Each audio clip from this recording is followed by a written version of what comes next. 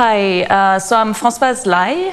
I'm an artist, a painter, and I've had my studio here at the Creative Hub since almost 6 years. As a little child, I always had my color pencils with me.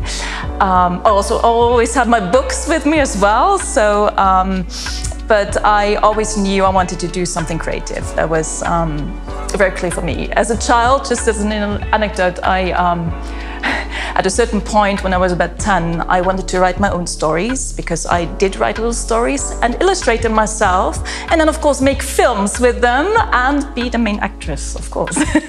So for me it was clear I would do something in that area. I grew up in a home where my mom, she knows a lot about art and she would take us to museums, but I don't think it was what she desired for me as a profession because they, of course, hoped something more stable for me. I think that was a little bit of a fight for myself to find my way to know that is really what I need in my life, what I want to do. But it was clear from a very young age that I wanted to do, to be an artist. So I'm a painter. I'm working with mixed media. So my primary medium is acrylic. But then I mix with collage, with oil, pastels, and spray, and a lot of pencil.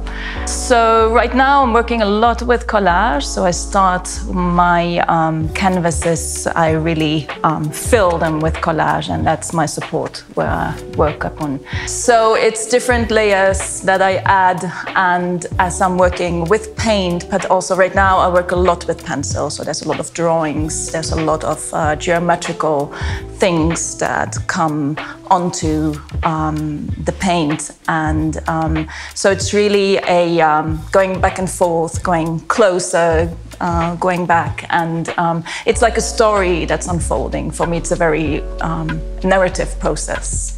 So, of course, there's some artists who inspire me, like the artists from abstract expressionism. They have really inspired me, or, of course, people like Rauschenberg, who has been working with collage. Cy Twombly, he has inspired me. But then I'm very much inspired by literature, which has always been a very big part of my life. I'm a big reader, and I love stories. I love the whole worlds that open up in books, and this inspires me a lot. When I paint, it's kind of a similar process. Things that inspire me right now, I integrate a lot of things also from abstract forms, from nature. I love nature. Nature is very, very creative, very a big piece of art.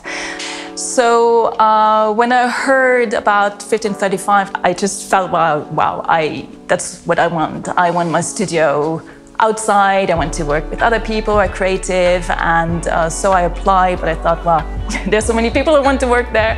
And I was very happy when I got accepted, and when I started to work here, and just not to work alone, because as an artist, I mean, I love working alone.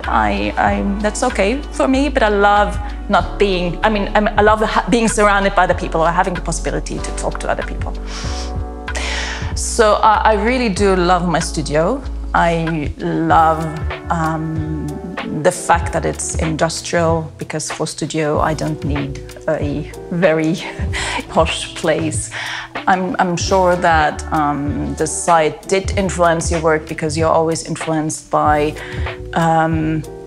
on one hand, the things you see around, the things you experience around, but then also the different people that you have exchanged with. In some way, I'm sure it's not all conscious. Some things are just unconscious that influence you.